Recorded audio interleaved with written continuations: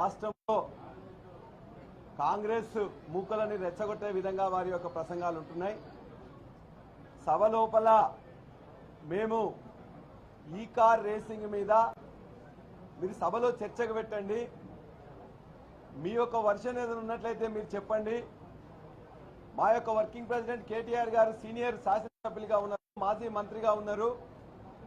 కాబట్టి వారి మీద మీరు ఏదైతే ఇవాళ కంప్లైంట్ ఇచ్చిండ్రో లేకపోతే కేసు పెట్టినరో దాని గురించి మా వాదన మేము చెప్తామని చెప్పేసి అవకాశం ఇవ్వండి, చర్చ పెట్టని చెప్పేసి అడిగినాం. వాళ్ళు ఏమన్నారు, గవర్నర్ చేత ఆమోదం చెందింది కాబట్టి మేము చర్చకు అవసరం లేదనే విధంగా వాళ్ళు మాట్లాడుతూ ఉన్నారు. గవర్నర్ ఆమోదం ఉన్నా లేకున్నా ఇవాళ కాళేశ్వరం మీద కమిషన్ వేస్తే కాళేశ్వరం మీద చర్చకు పెట్టారు. పవర్ దాని మీద చర్చకు కమిషన్ వేసినా కూడా చర్చకు పెట్టారు.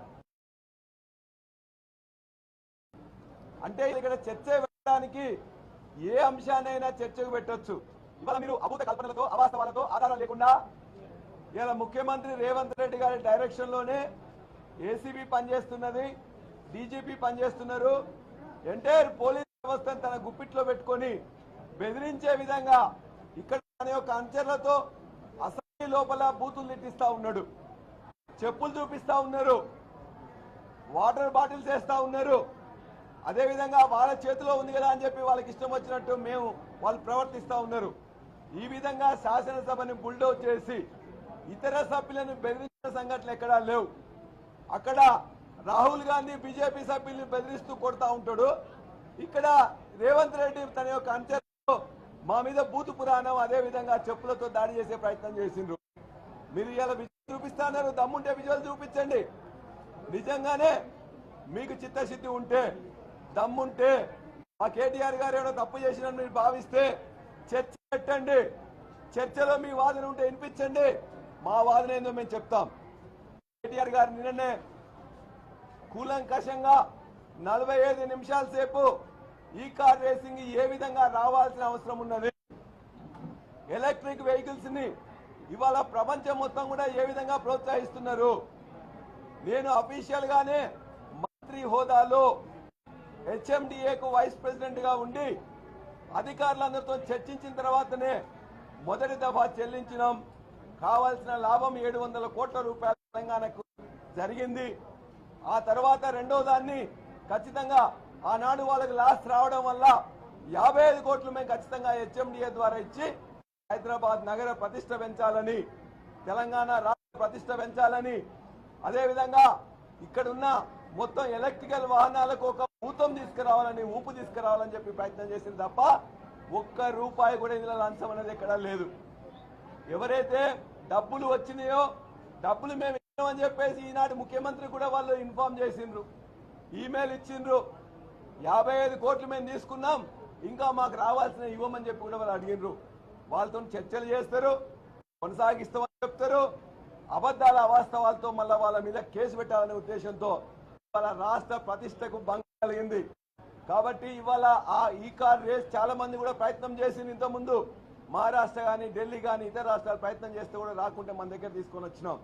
ఇవాళ రాష్ట్ర ప్రతిష్టకు భంగం కలిగించిన ముఖ్యమంత్రి ఇవాళ రేవంత్ రెడ్డి మీద ఏమైనా కేసు పెడితే పెట్టాలి తప్ప ఇవాళ కేటీఆర్ మీద కేసు పెట్టడం అనేది దురదృష్టకరం. ఇప్పటికైనా దమ్ముంటే రేవంత్ రెడ్డి గారిని మేము కోరుతున్నాం, చర్చకు అనుమతి ఇవ్వు. చర్చ ద్వారా ఖచ్చితంగా ప్రజల ముందు నల్లదేందో తెల్లదేందో మొత్తం తేడా తెల్లని చేస్తాం. ఇదన్నీ ఈ విధంగా ఉంటే నిన్న సాయంత్రం నుంచి వెళ్ళి విపరీతమైన సోషల్ మీడియాలో ప్రచారాలు చేస్తున్నారు. ఎందుకంటే ఇలా ప్రజలు కానీ కార్యకర్తలు కానీ బీఆర్ఎస్ కార్యకర్తలు కానీ మిగతా వాళ్ళందరూ కూడా సోషల్ మీడియాలో వీరు చేస్తున్న దుర్మార్గాన్ని ఎండగడుతుంటే ఖచ్చితంగా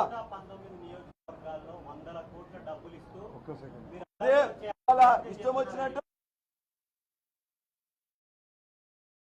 ఏ విధంగా పంపిస్తున్న విషయం వారికి తెలుసు. ఇవాళ మా నాయకులకు కానీ కార్యకర్తలకు కానీ తెలంగాణ ఉద్యమం నుండి ఈనాటి వరకు కూడా పైసలు ఇచ్చి కార్యక్రమాలు చేసింది ముఖ్యమంత్రి రేవంత్ రెడ్డి గారికి తెలుసు తప్ప మిగతా వాళ్ళకి ఎవరికి తెలియదు. మా నాయకులు కార్యకర్తలు ఏ కార్యక్రమం చేసినా శాంతియుతంగా చేయాలని చెప్తున్నాం. వీళ్ళకి అప్పుడే అరెస్ట్ చేసినట్టు ఇన్ఫర్మేషన్ ఉందట. ఎమ్మెల్యేలు మాట్లాడతారు, ఏసీబీ ఏం చేయబోతుందో వీళ్ళే చెప్తారు. మంత్రులు చెప్తారు, రేవంత్ రెడ్డి చెప్తాడు. ఒకవేళ రేవంత్ రెడ్డికి అదే విధంగా మంత్రులకు ఎమ్మెల్యేలకు ఎవరిచ్చిన సమాచారం ఏ విధంగా లోపల జరుగుతుందో తెలుసు. డీజీపీకి తెలీదు, ఏసీబీ వాళ్ళకి తెలియదు, కానీ వీళ్ళే తెలుసంట లోపల ఏం జరిగింది మొత్తం కూడా వీళ్ళే నిర్ణయిస్తా ఉన్నారు. కాబట్టి ఇవాళ రేవంత్ రెడ్డి పోలీస్ వ్యవస్థను ఏసీబీ వ్యవస్థను గుప్పిట్లో పెట్టుకొని వాళ్ళ అంచెలతో గొడవలు చేయించాలని ప్రయత్నం చేస్తున్నారు. ఇవాళ ఎవరు కూడా టీఆర్ఎస్ పార్టీ తెలంగాణ ఉద్యమ సమయంలోనే 14 సంవత్సరంలో ఒక్క రాయి విసరకుండా ఒక్క గొడవ చేయకుండా శాంతియుత పద్ధతిలో తెలంగాణ సాధించినాం.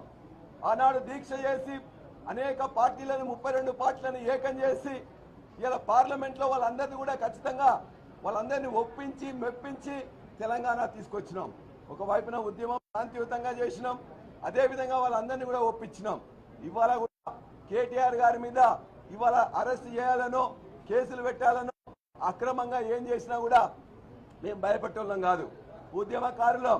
ఉద్యమకారుల బిడ్డలం, అనేక సార్లు జైలుకు పోయిన వాళ్ళం, ఉద్యమం కోసం కేసులు ఎదుర్కొన్న వాళ్ళం, త్యాగాలు చేసిన వాళ్ళం. ఇవాళ కూడా మా కేటీఆర్ గారి మీద ఏం జరిగినా కూడా ఖచ్చితంగా బరాబరుగా మా నాయకులు కానీ కార్యకర్తలు కానీ శాంతియుతంగానే ఎక్కడ కూడా ధర్నా చేస్తారు.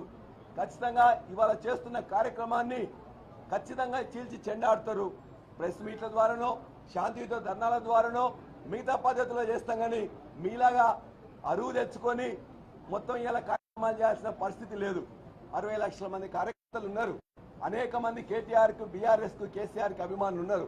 ఖచ్చితంగా వాళ్ళకు వస్తున్న సమాచారం ప్రకారం రాష్ట్రం మొత్తంలో కూడా ఇలా ఒక అశాంతి ఉందని చెప్పేసే దాంతో మీరు చేసే లీకుల వల్ల, మీరు చేసే రెచ్చగొట్టే చర్యల వల్ల ఇవాళ మొత్తం కూడా తెలంగాణ రాష్ట్రంలో ప్రతి వాళ్ళు కూడా యువకులు కానీ ఇవాళ యొక్క బీఆర్ఎస్ కార్యకర్తలు కానీ రైతులు కానీ మా కార్యక్రమాలు చేయకుండా 420 హామీలు ఇవ్వకుండా, మాకు రైతు బంధు ఇవ్వకుండా, మాకు మా యొక్క ఇవన్నీ తీసుకోకుండా, ఏదైతే ప్రొక్యూర్మెంట్ చేయకుండా ఇటువంటి డైవర్షన్ కార్యక్రమాలు చేస్తున్నారని చెప్పేసి బాధపడుతున్నారు.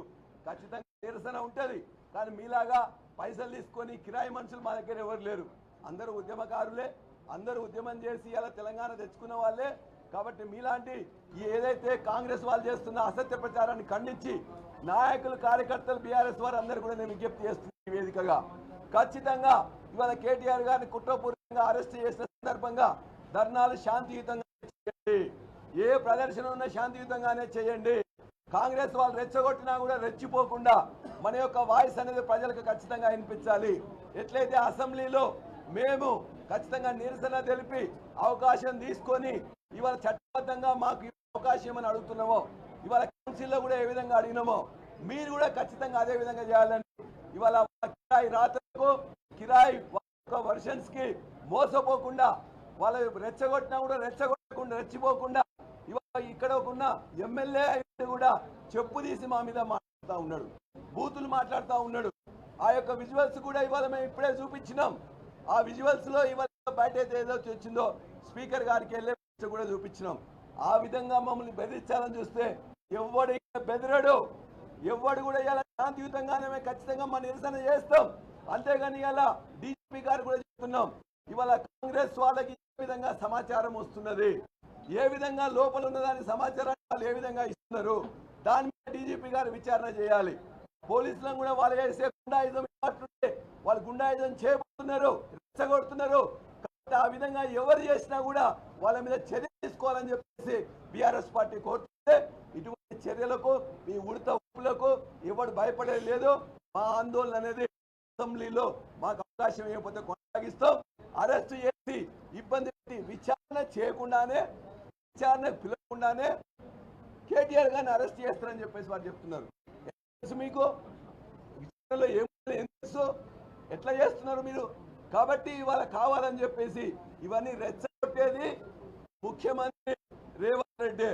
చివరిగా మేము చెప్పేది, రేవంత్ రెడ్డి నీకు దమ్ముంటే, నిజాయితీ ఉంటే, నీకు చిత్తశుద్ధి ఉంటే ఇలా శాసనసభలో మమ్మల్ని మా యొక్క వర్షన్ రెచ్చకు విట్టు, మేము తప్పు చేసినామని చెప్పి భావిస్తే చెప్పు, చెప్పడానికి సిద్ధంగా ఉన్నాం.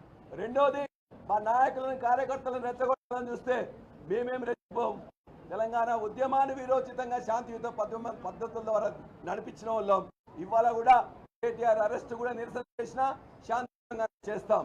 మీ కిరాయి ముక్కలు పిచ్చి పిచ్చి ప్రవర్తిస్తే మాత్రం ఖచ్చితంగా వారికి సమాధానం కూడా చెప్తామని ద్వారా తెలియజేస్తున్నాం.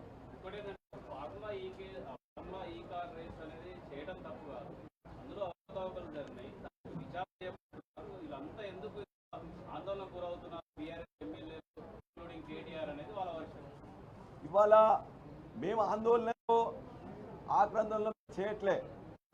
చట్టబద్ధంగా తీసుకుంటున్నావో తీసుకో, కానీ ఆ చట్టబద్ధత నీకు ఉంది అని చెప్పినప్పుడు కాళేశ్వరం మీద చర్చ పెట్టినట్టు, ఇవాళ పవర్ మీద చర్చ పెట్టినట్లు, అవకతవకలు జరుగుతున్న మిగతా దీని మీద చర్చ పెట్టినట్లు దీని మీద కూడా చర్చ పెట్టమని అడుగుతున్నాం. ఏదైతే చట్టంలో చట్టాన్ని నీకు చుట్టూ కాదు, చట్టాల్లో ఇవాళ ఉన్న ఏసీబీనో లేకపోతే పోలీసులో మొత్తం కూడా నీ యొక్క పావులుగా ఉపయోగించుకోవద్దు. ఖచ్చితంగా నీకు నమ్మకం ఉంటే, విశ్వాసం ఉంటే చర్చకు ఇవాళ అనుమతించు. కాళేశ్వరం మీద అనేకం కోర్టులో ఉన్నాయి, పవర్ దాని మీద అనేకం కోర్టులో ఉన్నాయి, ఇవాళ ధరణి మీద కూడా చాలా మీద కోర్టులో ఉన్నాయి. కోర్టులో ఉండే చర్చకే కాదు, కోర్టు చర్చల గురించి కోర్టుల గురించి కూడా చర్చ చేసే అవకాశం పార్లమెంట్ ఉంటుంది, లెజిస్లేచర్స్ ఉంటుంది. కాబట్టి చర్చ చేయడానికి ఇది అవును ఇది కాదని చెప్పడానికి జ్యుడిషియరీ ఉంటే జ్యుడిషియరీ వేరు, లెజిస్లేచర్ ఇవి ప్యారలల్ సంస్థలు. అక్కడ దాకా ఇక్కడ చర్చ చేయడానికి ఒక ఇమ్యూనిటీ ఉంటుంది. ఈ యొక్క లెజిస్లేచర్కి ఉండే గొప్పతనమే అది. కాబట్టి లెజిస్లేచర్లో ఏదైనా చర్చించవచ్చు. ఖచ్చితంగా రైట్